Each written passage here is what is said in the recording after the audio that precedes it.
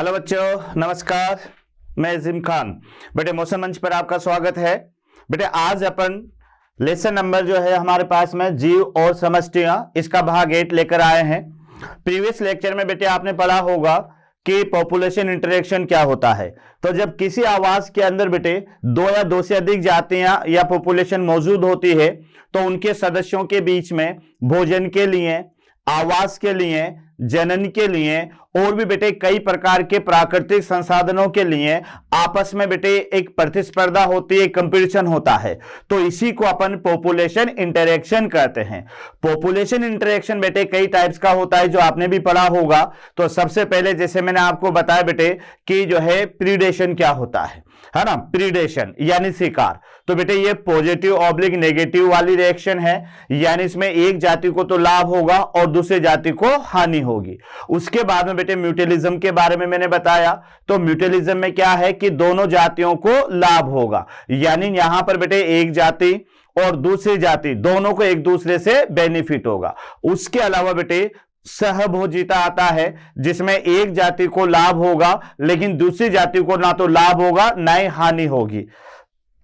Competition आता है बेटे, यानी प्रतिस्पर्धा, जिसमें दोनों जातियों को लॉस होगा। और एक होता है बेटे यहां पर यानी एमिनसेलिज्म, यानी अंतरजीविता परजीविता। तो बेटे उसके अंदर एक को तो ना लॉस होगा ना हानि होगी, लेकिन दूसरी जाति को यहां पर हानि होगी। तो इस तरह से पॉपुलेशन इंटरेक्शन के अंदर कई प्रकार की पारस्परिक क्रियाएं होती है, जिसमें अपन ने बेटे अभी दो को कंप्लीट किया है। पहला मेरा था वहां पर प्रीडेशन। तो प्रीडेशन यानी बेटे परभक्षिता। तो परभक्षिता में अपन ने कई सारे एग्जाम्पल भी लिए हैं, जहां पर एक सजीव जो होता है बेटे या एक जाति जो होती है वह भोजन के लिए दूसरी जाति का इस्तेमाल करती है। तो एक जाति को तो बेटे यहां पर बेनिफिट होता है और दूसरी जातियों को यहां पर लॉस होता है। इसी तरह से बेटे सेकेंड अपन ने प्रतिस्पर्धा को वहां पर लिया, यानी प्रीडेशन के बाद में कंपटीशन को लिया। तो कंपटीशन में अधिकतर बेटे दोनों जातियों को लॉस होता है। आज का जो टॉपिक हमारा रहेगा, एक तो बेटे सहभोजिता के ऊपर अपन डिस्कस करने वाले हैं और एक अपन सहोपकारिता के ऊपर डिस्कस करने वाले हैं और एक परजीविता के ऊपर डिस्कस करने वाले हैं। तो आइए बच्चों अपन डिस्कस करते हैं, यानी अगला टॉपिक हमारा शुरू होता है और यह है सहभोजिता। सहभोजिता। तो सहभोजिता यानी बेटे यहां पर याद रखिएगा, इसको आप कह सकते हो कॉमनसेलिज्म। सहभोजिता यानी यहां पर आप इसको कॉमनसेलिज्म आप कह सकते हो।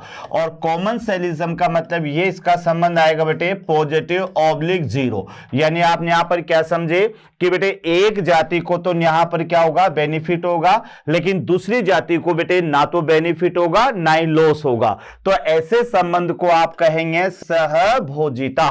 तो सहभोजिता एक ऐसी पारस्परिक क्रिया जिसमें एक जाति को तो बेटे लाभ होना है और दूसरी जाति को न तो लाभ होना है और न ही हानि होनी है। तो ऐसे संबंध को यहां पर आप कह सकते हो सहभोजिता। सहभोजिता। अब इसको मैं इस तरह से समझाऊं बेटे आपको कि जैसे ब्लू व्हेल होती है तो उसकी सतह पर बेटे एक छोटी मछली पाई जाती है, बॉन टेल। उसी तरह से बेटे जैसे मान लो कोई आम का पेड़ है तो उस पर कोई बेटे ऑर्किड का पौधा जो है वह एक तरह से बेस के आधार पर उस पर रहता है। उसी तरह से बेटे जो मवेशी होते हैं वो जब चरते हैं तो बेटे उसके पीछे पीछे कीटहारी पक्षी जैसे बगुलो वगैरह है वह भी बेटे उसके पीछे पीछे मौजूद होते हैं। तो जब पशु चरते हैं तो वह चारे को हिलाते हैं तो उनमें मौजूद जो कीट है वह बाहर आते हैं और पक्षी उन कीटों को खा लेते हैं। अब उसमें यह बताओ बेटे कि पक्षी को तो लाभ हो रहा है, लेकिन जो पशु है जो चारा को खा रहा है उसको उस पक्षी से कोई लेना देना नहीं है। उसी तरह से बेटे याद रखना कि जैसे बड़ी मछलियों की सरफेस पर छोटी छोटी मछलियां होती है जो एक तरह से सलेष्मा वगैरह का वह ग्रहण करती है, तो वहां पर बड़ी मछलियों को उनसे कोई लेना देना नहीं होता, लेकिन छोटी मछलियों को बेटे वहां पर उनसे बेनिफिट होता है।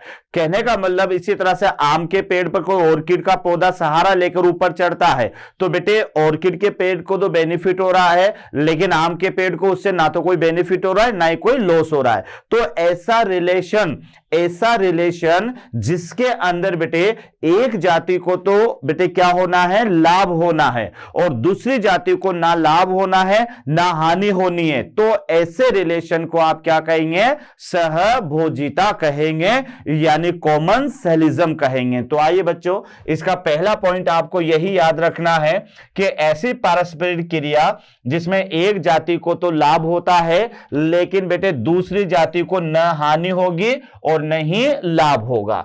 इसमें आपके यहां पर पहला एग्जांपल मैंने आम की शाखा पर एपीफाइट प्लांट होते हैं बेटे। एपीफाइट का माने अधिपादप, ऐसे पौधे जो दूसरे पौधे पर बेटे इस तरह से चढ़कर अपना निवास बनाते हैं, तो ऐसे पादपों को एपीफाइट प्लांट कहा जाता है।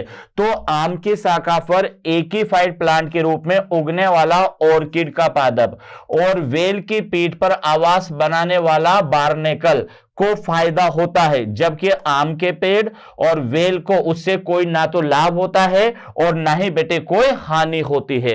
तो ये यहां पर आप देख सकते हैं कि बेटे सहभोजिता, तो सहभोजिता में आपको क्या याद रखना है कि ऐसी पारस्परिक क्रिया जिसमें एक जाति को तो लाभ होता है बेटे और दूसरी जाति को ना तो लाभ होता है और ना ही हानि होती है।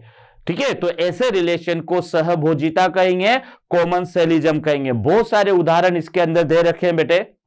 पहला एग्जाम्पल दे रखा है आम का पेड़। तो आम के पेड़ पर उगने वाले जो एपीफाइट प्लांट्स होते हैं जैसे कि ऑर्किड, तो बेटे यहां पर इस ऑर्किड के पौधे को आम की शाखा से सहारा मिलेगा, लेकिन बदले में आम को ऑर्किड से कोई बेनिफिट भी नहीं होगा और कोई लॉस भी नहीं होगा। इसी तरह से बेटे व्हेल जो है, व्हेल मछली, तो उसके पीठ पर रहने वाला बार्नेकल, तो बार्नेकल को वेल की श्लेष्मा वगैरह से भोजन के रूप में कुछ फायदा होगा, लेकिन वेल को बेटे इससे कोई फायदा नहीं होने वाला। इसी तरह से तीसरा उदाहरण यहां पर आप देख सकते हैं, यानी पक्षी बगुला और चारण पशु, जो पशु चारा करते हैं, निकट साहचर्य में रहते हैं।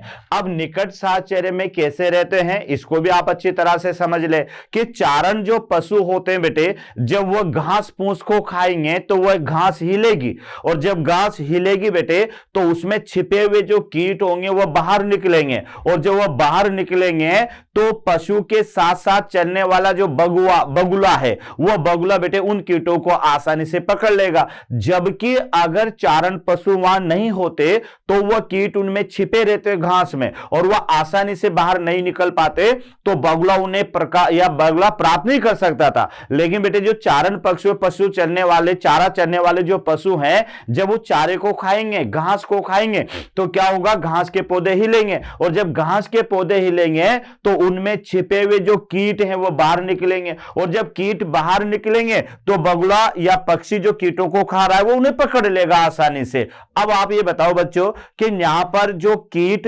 है, जो पशु है बेटे, पक्षी, वो कीटों को खा रहा है, उसे तो बेनिफिट हो रहा है कि भोजन के रूप में उसे कीट वहां पर मिल रहे हैं, लेकिन ये जिन पशुओं के साथ में रहता है उन पक्षियों को पशुओं से कोई लेना देना नहीं है, वो तो बेटे चारा खाते हैं। तो यहां पर पशु जो हैं, जो चारा खाने वाले पशु हैं, उनको इन पक्षियों से ना तो कोई लॉस हो रहा है और ना ही कोई बेनिफिट हो रहा है, लेकिन इनके साथ में रहने वाले ये जो पक्षी हैं, इन पक्षियों को भोजन के रूप में कीट मिल रहे हैं, यानी इनको यहां पर हो रहा है बेनिफिट। तो इस तरह से आपको याद रखना है। जैसे यहां दे रखा है बेटे, सहभोजिता का एक उत्कृष्ट उदाहरण है।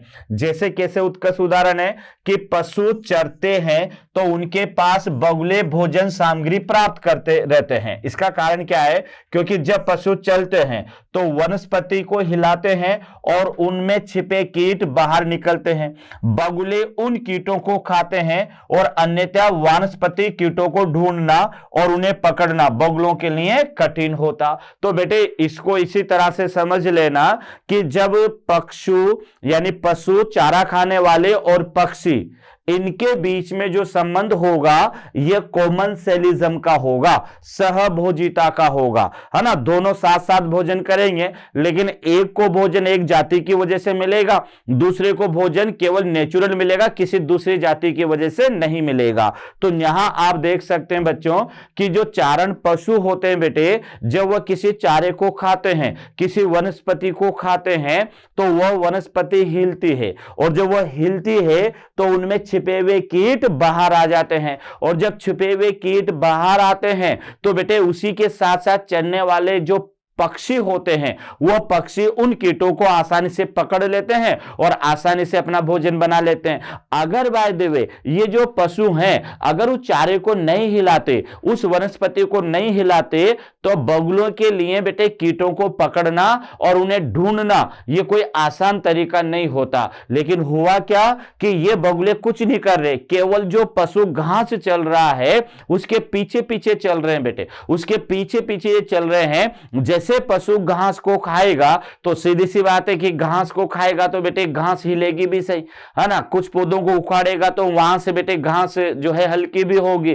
तो इस घास या वनस्पति में हलचल की वजह से उनमें छिपे हुए जो कीट हैं वो ऑब्वियसली बाहर आएंगे, और जैसे वो बाहर आएंगे तो बगुले जो साथ साथ चल रहे उनको आसानी से वो नजर आएंगे, और आसानी से बेटे ये जो पक्षी हैं ये इन कीटों का शिकार बना लेंगे। तो यहां आप समझ सकते हैं कि जो चारण पशु है उसको इसके साथ साथ चलने वाले बगुले से कोई बेनिफिट नहीं हो रहा और ना ही कोई लॉस भी हो रहा है बेटे, उसको उससे कोई लेना देना नहीं है, ये तो अपनी घास खुद खा रहा है। लेकिन जो पक्षी है उसको तो लाभ हो रहा है बेटे, क्योंकि इस पशु की वजह से उसको वहां पर भोजन के रूप में कीट मिल रहे हैं। तो यहां आप समझ सकते हैं कि एक जाति को तो यहां बेनिफिट होता है बेटे, और दूसरी जाति को ना तो बेनिफिट होता है और ना ही कोई लॉस होता है। तो इस संबंध को आप कह सकते हैं यानी सहभोजिता। अब सहभोजिता का दूसरा उदाहरण भी देखो बेटे, यानी समुद्री एनीमोन, सी एनीमोन इसको कहते हैं बेटे, एडमसिया। याद रखना कभी पढ़ा हो आपने तो सी एनीमोन यानी इसको बोला जाता है ये एडेमसिया, एडेमसिया। और बेटे ये जो किंग क्रेब है उसके साथ में भी सहभोजिता दर्शाता है, कभी आप पढ़ोगे किंग क्रेब, यानी इसको हर्मिट क्रेब भी कहते हैं और किंग क्रेब भी कहते हैं। तो इसके साथ में सी एनीमोन का जो रिलेशन है वह सहभोजिता का होता है, याद रखना। तो यहां आप देखो कि सी एनीमोन के जो स्पर्शक है, दंशन स्पर्शक जिसको कहेंगे स्टिंग टेंटल होते, जिन्हें उनके बीच रहने वाली क्लाउन मछली का है, यानी बेटे याद रखना सी एनीमोन। और ये सी एनीमोन ऐसा होता है बेटे, सी एनीमोन इस तरह से होता है, इसके यहां पर इस तरह से ये टेंटिकल्स होते हैं, ये टेंटिकल्स होते हैं इसमें, इस तरह से यहां पर ये टेंटिकल्स मिलते हैं। तो इस तरह से ये सी एनीमोन होता है। अब सी एनीमोन के बीच में बेटे यहां पर ये जो स्पर्शक होते हैं इनके बीच में ये पाए जाते हैं क्लाउन मछली, ये यहां पर ये पाए जाते हैं क्लाउन फिश। तो यहां पर देखो आप का है, अब मछली को परभक्षियों से सुरक्षा मिलती है और दंशन स्पर्शकों से दूर रहते हैं, और साथ में क्लाउन मछली से एनीमोन को कोई लाभ नहीं मिलता है या कोई लाभ मिलता हो ऐसा नहीं लगता है। मतलब यह है बेटे, यानी यहां पर सहभोजिता में यह भोजन के लिए नहीं है, ये एक छोटी सी क्लाउन मछली होती है जो कि इस एनीमोन के जो स्पर्शक होते हैं, टेंटिकल्स होते हैं, इनके बीच में छिपी रहती है, ताकि जो दूसरे जीव होते हैं वो बेटे आसानी से इस मछली का शिकार नहीं कर सकते, क्योंकि ये मछली कहां पर प्रेजेंट है, ये सी एनीमोन के स्पर्शकों के बीच में छिपी होती है। तो अब आप ये देखो कि इस मछली को बेटे दूसरे परभक्षी जानवरों से सुरक्षा मिल जाती है, लेकिन बदले में बेटे याद रखना इस मछली से इस सी एनीमोन को ना तो कोई बेनिफिट होता नजर आ रहा है और ना ही कोई लॉस होता नजर आ रहा है। तो यह भी एक अच्छा उदाहरण है बेटे किसका, सहभोजिता का। तो देखो बेटे मैंने 4 एग्जाम्पल आपको बता दिए सहभोजिता के, एक बार अपन रिपीट कर लेते हैं। सहभोजिता को कैसे याद किया आपने, इस तरह से याद करना कि बेटे यहां पर आपको याद रखना है कि दो जातियों के बीच में पाए जाने वाली ऐसी पारस्परिक क्रिया जिसमें एक जाति को तो लाभ होता है और दूसरी जाति को ना तो लाभ होता और ना ही हानि होती। ये तो बेटे इसकी परिभाषा याद रखिएगा। अब इसके मैंने 4-5 एग्जाम्पल दिए हैं। सबसे पहला एग्जाम्पल बेटे आम का पेड़, याद रखना कि आम के पेड़ की शाखाओं पर जो अधिपादप उगते हैं, जैसे ऑर्किड उगता है बेटे, तो वो उगता है, अब उसको वहां सहारा मिलता है, लेकिन बदले में आम के पेड़ को इससे कोई बेनिफिट या लॉस नहीं होता। व्हेल की पीठ पर या व्हेल की सतह पर बेटे बर्नैंकल एक सजीव रहता है और वहां से श्लेष्मा वगैरह रिसीव करता रहता है, तो उसे तो वहां बेनिफिट हो रहा है, लेकिन व्हेल को उससे कोई बेनिफिट या लॉस नहीं होता। दूसरा उदाहरण। तीसरा उदाहरण आपको याद रखना है कि जो पशु चारा चरने वाले जो पशु होते हैं उनके साथ में बेटे कुछ कीटहारी पक्षी पाए जाते हैं। जैसे जैसे वह पशु चारा चरते हैं तो चारा हिलने से, वनस्पति हिलने से कीट बाहर आते हैं और उसके साथ साथ चरने वाले जो पक्षी है जैसे बगुला, उसको कीट आसानी से मिल जाते हैं। लेकिन बेटे उस बगुले की वजह से इस पशु को कोई लाभ या हानि नहीं होती है। चौथा उदाहरण सी एनीमोन का याद कर लेना कि बेटे सी एनीमोन बड़े बड़े टेंटिकल्स होते हैं, सिलेंट्रेटा का सदस्य है बेटे, ये याद रखना, एंथोजोआ वर्ग में आता है ये। और ये तो खैर क्लाउन मछली तो है इसे, मैं आपको और बता दूं बेटे, ये जो हर्मिट करेब होता है जिसको साधु केकड़ा कहते हैं, तो साधु केकड़े के साथ भी ये सहभोजिता रिलेशन शो करता है, याद रखना।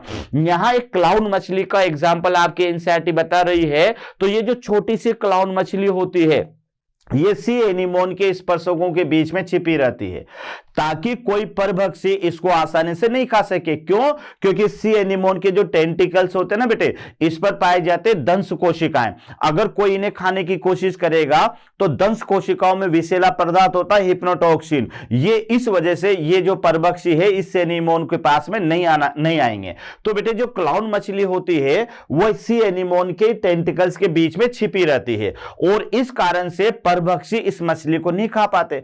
तो सी एनीमोन से ये अपनी सुरक्षा ले रही है, लेकिन बदले में बेटे सी एनीमोन को इससे कोई बेनिफिट नहीं हो रहा। ये रहे तो ठीक है, नहीं रहे तो ठीक है, इससे कोई बेनिफिट यहां पर नहीं हो रहा। तो इस तरह से सहभोजिता के 4 एग्जाम्पल आपको याद रखना है। सहोपकारिता मीन्स होगा बेटे यहां पर म्यूटेलिज्म।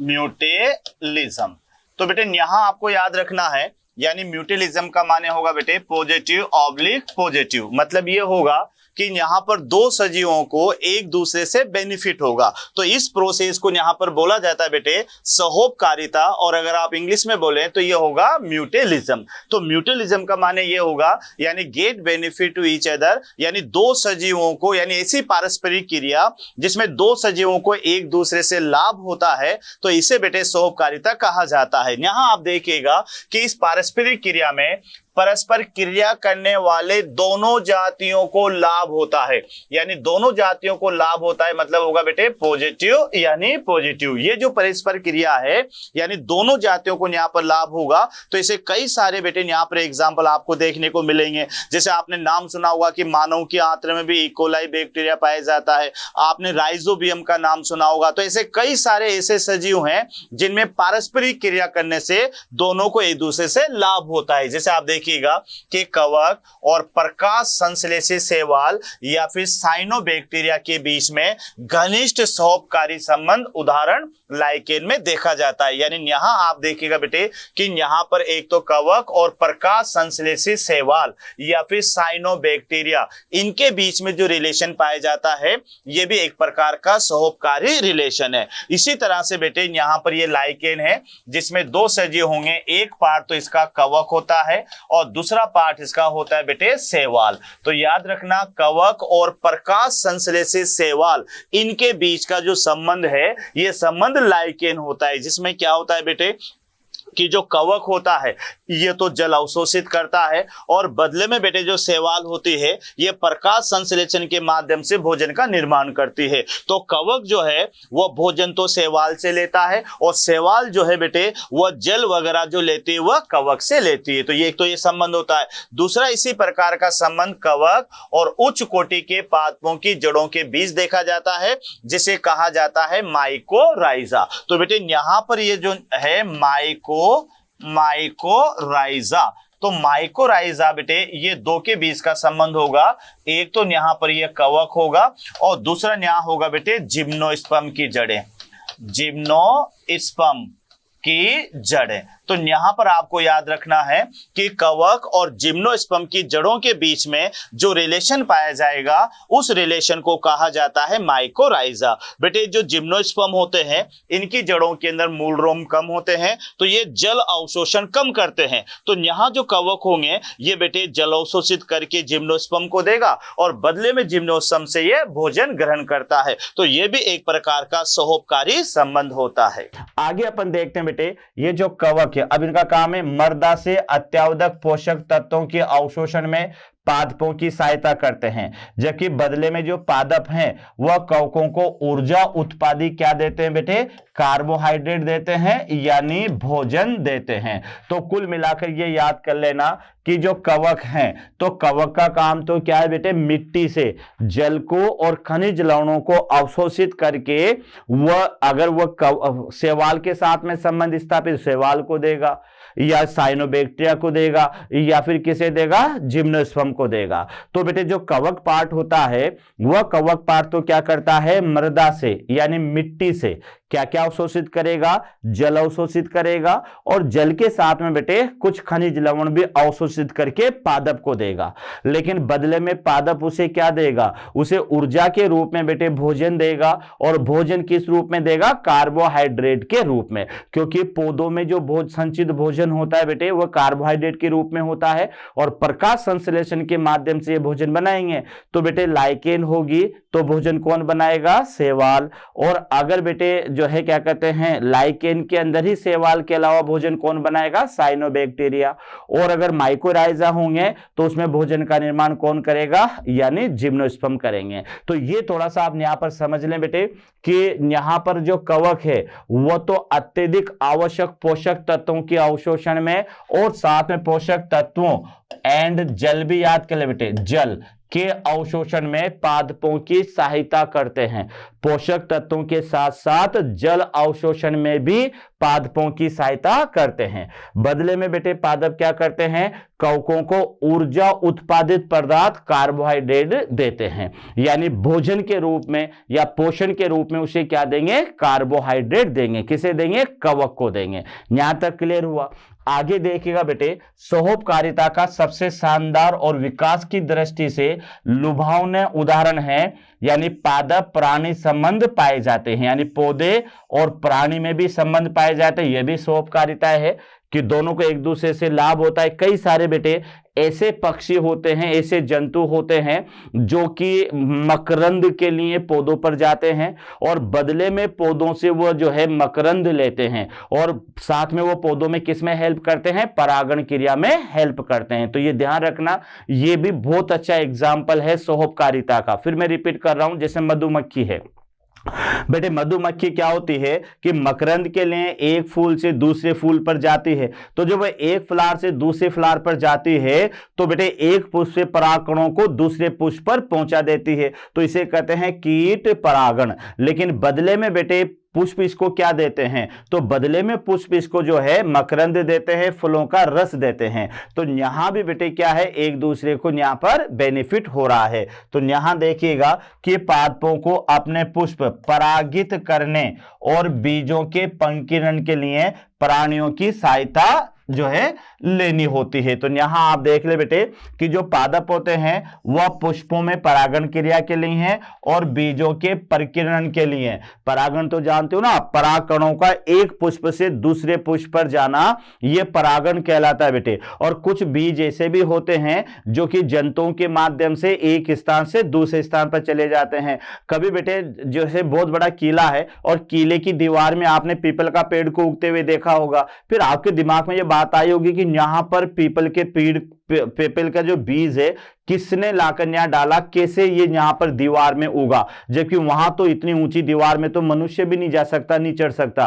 तो बेटे याद कर लेना, कोई पक्षी होया होगा तो पक्षी ने किसी फल को खाया होगा, उसमें बीज होगा और उसकी बीट के साथ में बेटे वो वहां पर गिर गया और वहां पर उसने जो है पौधे का रूप ले लिया। तो ये याद रखिएगा कि एक तो परागण क्रिया और साथ में बीजों के परिकिरण के लिए जो पौधे होते हैं वह प्राणियों पर निर्भर रहते हैं या फिर पौधों में होने वाला परागण और बीजों के पंकीरण की जो क्रिया है, यह क्रिया बेटे जंतुओं के माध्यम से ही होती है। तो यहां भी एक दूसरे को बेनिफिट होता है। तो देखो बेटे, यानी पुरस्कार या शुल्क के रूप में, अब देखो कि ठीक है, ये तो आपने याद कर लिया कि पौधों में परागण और बीजों का जो परिकिरण है ये किसके द्वारा होगा, जंतुओं के द्वारा होगा। बदले में जंतुओं को पुरस्कार के रूप में क्या मिलेगा, तो मकरंद मिलेगा, फलों का रस मिलेगा, याद रखना। तो फिर यहां दे रखा बेटे, पुरस्कार या शुल्क के रूप में जो परागकारियों यानी पोलिनेटर को पराग यानी पोलन और मकरंद यानी नेक्टर या परिकिरणों को रसीले पोषक फल देते हैं। यानी याद रखना बेटे कि जब यहां पर फलों का परिकिरण हुआ होगा या परागण हुआ होगा तो बदले में पौधा उन्हें क्या देगा, तो पौधा उन्हें देगा बेटे रसीले फल देगा। जैसे कई तो ऐसे होते हैं पक्षी जो फलों को खाते हैं, जैसे मिट्टू वगैरह होता है बेटे, और कई मकरंद वहां से ग्रहण करेंगे तो मकरंद भी देगा। तो मैं आपको बता रहा हूं कि बीजों के परिकिरण करने वाले जंतु या पौधों में परागण क्रिया को करने वाले जंतु को क्या मिलेगा पौधों से शुल्क के रूप में, तो बेटे जो परागण क्रिया वाले होंगे उन्हें तो मकरंद का जूस वगैरह मिलेगा, और जो बीजों के परिकिरण करने वाले जंतु होंगे वह पादप उन्हें रसीले फल देगा। तो यह आपको यहां याद रखना है कि जो है जो शुल्क के रूप में परागण कार्यों को यानी जो परागण में मदद करते हैं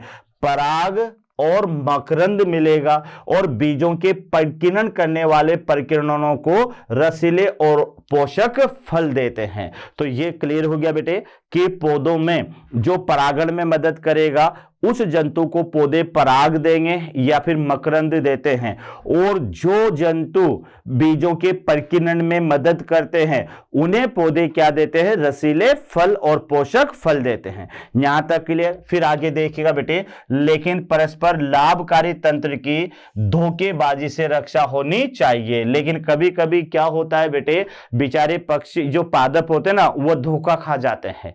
वो धोखा ऐसे खा जाते हैं कि कई ऐसे पक्षी आ जाते हैं जो परागण में मदद नहीं करते हैं, उसके बावजूद भी बेटे वह फलों का मकरंद चूस लेते हैं। वह जो पौधे होते हैं वह बेटे पौधों से वह कच्चे फल या फलों को भी खा जाते हैं, लेकिन साथ में वो पौधों के काम में नहीं आते। तो एक धोखेबाजी भी हो जाती है। कभी कभी कहते हैं ना, कभी कभी लॉस भी हो जाता है यार, किसी से धोखा भी खाया जाता है। तो कुछ पक्षी या कुछ जंतु ऐसे होते हैं जो परागण तो करते नहीं है, लेकिन फिर भी बेटे क्या करेंगे, वह फलों के जो मकरंद है उसको भी वो भोजन के रूप में इस्तेमाल कर लेंगे, जो फल होंगे उन्हें भी भोजन के रूप में इस्तेमाल कर लेंगे। तो देखो आप यहां पर कि धोखेबाजी से रक्षा होनी चाहिए। उदाहरण के लिए देखो, ऐसे प्राणी जो परागण में सहायता किए बिना, ये याद रखना बेटे, किए बिना ही मकरंद को चुरा लेते हैं। यानी कुछ ऐसे बर्ड्स भी होते हैं, कुछ ऐसे प्राणी भी होते हैं बेटे जो परागण में तो मदद नहीं करेंगे,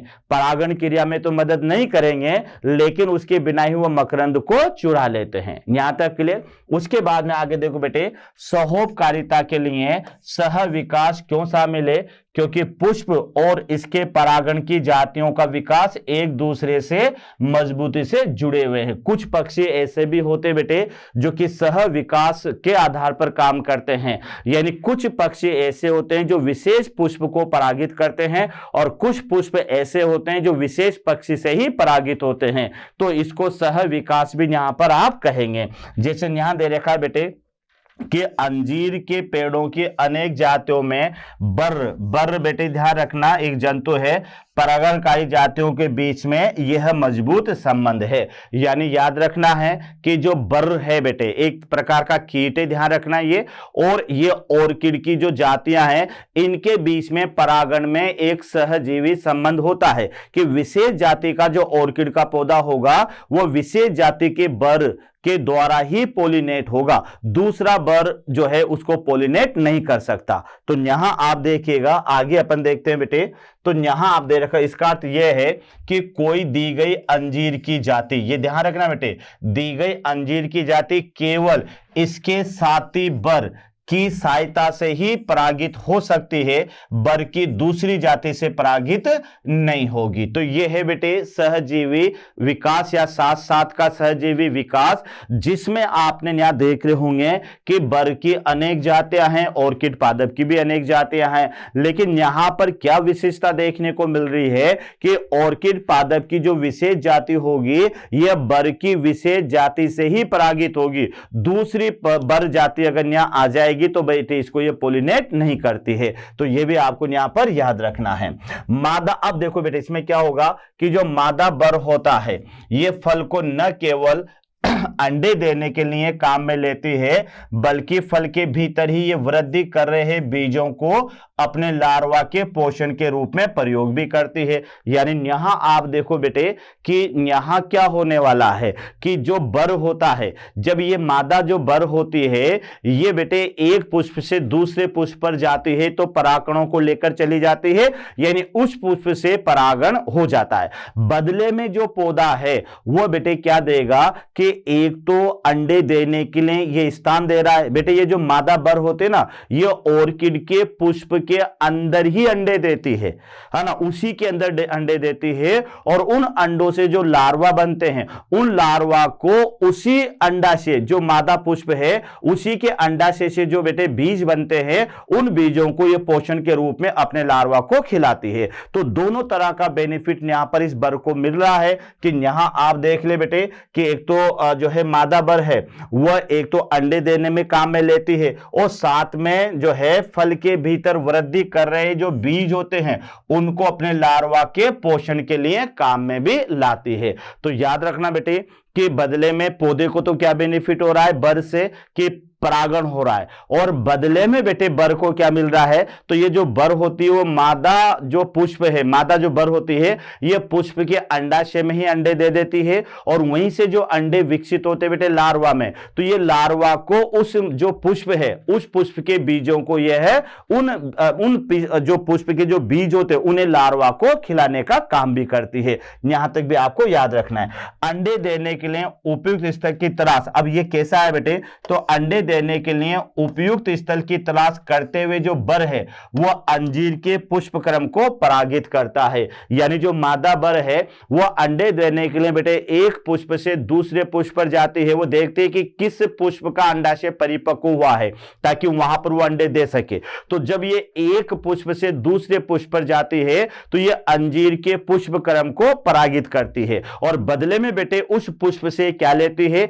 एक तो अंडे देने का स्थान इसको मिलता है, और साथ में ये जो मादा बर है उसके लार्वा को बेटे उस पुष्प से जो बीज बनते हैं उनको भोजन के रूप में ये काम में लेता है। तो इस तरह से बेटे आपको याद रखना है।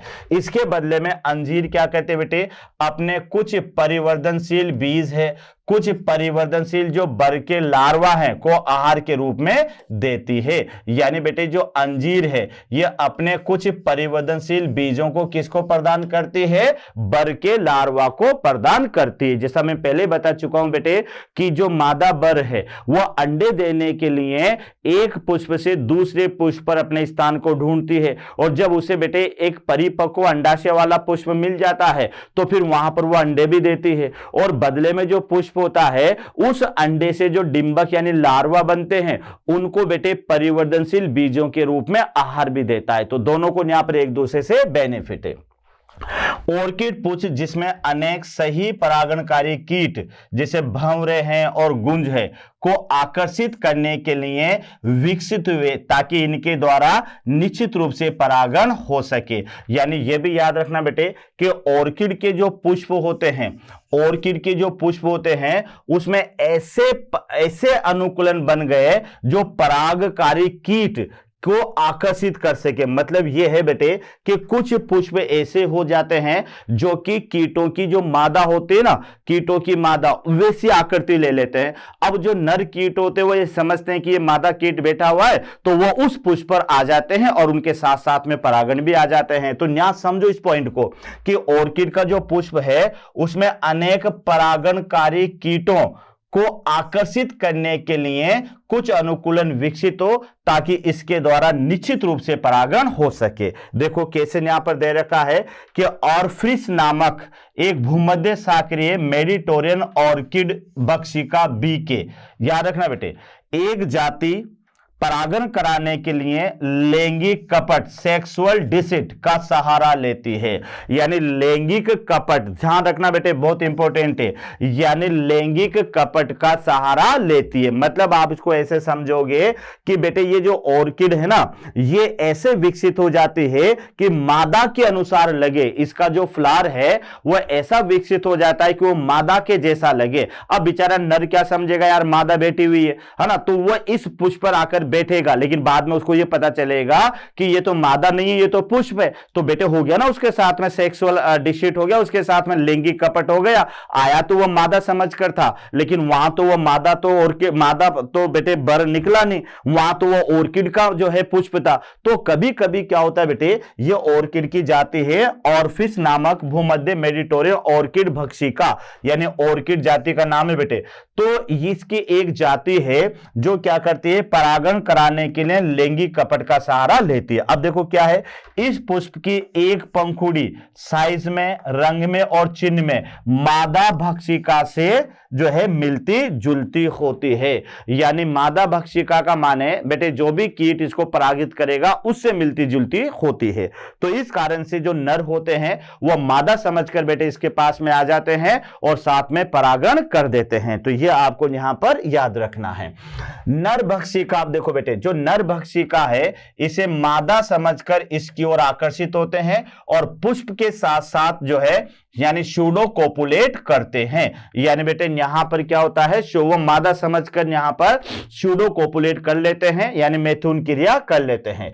इस प्रक्रम के दौरान जो पुष्प से पराग झड़कर उस पर गिर जाते हैं, जब वहां भक्षिका दूसरे पुष्प से कूट यानी मैथुन करती है तो यहां शरीर पर लगे परागकण यहां डालती है और इस प्रकार पुष्प को क्या कर देती है, परागित कर देती है। तो बेटे इस तरह से ये सेक्सुअल डिसिट है, ध्यान रखना कि यहाँ ऑर्किड जो है वो एक मादा के जैसा नजर आता है और बेटे वहां पर जो नर पुष्प आते हैं एक पुष्प से दूसरे पुष्प पर, तो परागकण झड़कर वो उस पुष्प को क्या कर देते हैं, परागित कर देते हैं। आगे आप देखिएगा बेटे, किसी भी कारण से जो मादा भक्षिका का रंग प्रतिरूप जरा सा भी बदल जाता है तो फिर परागण की सफलता कम रहेगी।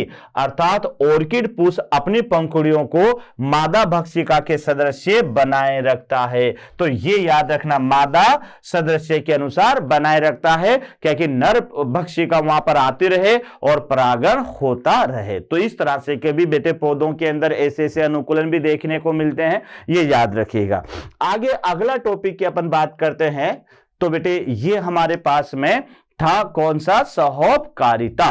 तो बेटे ये थोड़ा सा समझना, ऑर्किड वाले बात की एक बार फिर मैं समझा देता हूं कि ऑर्किड पादप की एक जाति ऐसी है बेटे जो कि रंग रूप आकार में एक विशेष जो परागणकारी कीट होता है उसकी मादा का रूप वो ले लेती है। तो नर जो भक्षिका होती है बेटे वह उसको मादा समझकर उसके पास में आते हैं, है ना, ताकि मादा, और वहां पर सूडो कोपुलेट होते हैं। इसको बोलते हैं सेक्सुअल डिसिट, इसको कहा जाएगा।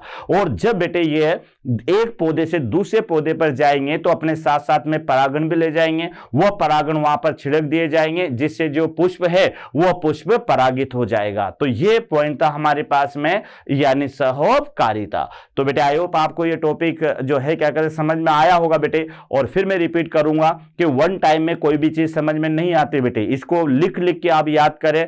पहले तो चारों संबंध आप याद करें कि म्यूटेलिज्म क्या होता है ना, पैरासिटिज्म क्या होता है, प्रीडेशन क्या होता है, कॉमनसेलिज्म क्या होता है, कंपटीशन क्या होता है। बेटे इनको आप समझे, इनकी डेफिनेशन को समझे और डेफिनेशन को समझने के बाद में फिर बेटे आप यहां पर जो है इनके एग्जाम्पल देखें तो फिर आपको क्लियर हो जाएगा। और ये क्वेश्चन कई बार आ जाता है बेटे, तो थोड़ा समझ के याद करें। सहभोजिता क्या है, सहोपकारिता क्या है, परभक्षण क्या है और इस पर प्रतिस्पर्धा क्या है। तो ये टॉपिक याद कर लेना क्योंकि अधिकतर एग्जाम में क्वेश्चन यहां से आते हैं। ओके बेटे, थैंक यू वेरी मच। आशा करता हूं हमारे टॉप एजुकेटर का यह लेक्चर आपको पसंद आया होगा। अगर पसंद आया है तो वीडियो को लाइक करिए, चैनल को सब्सक्राइब करिए और शेयर भी करिए, क्योंकि ज्ञान बांटने से बढ़ता है और सही बताऊं तो पुण्य भी मिलता है। मुझे सुनने के लिए बहुत बहुत धन्यवाद। Thank you.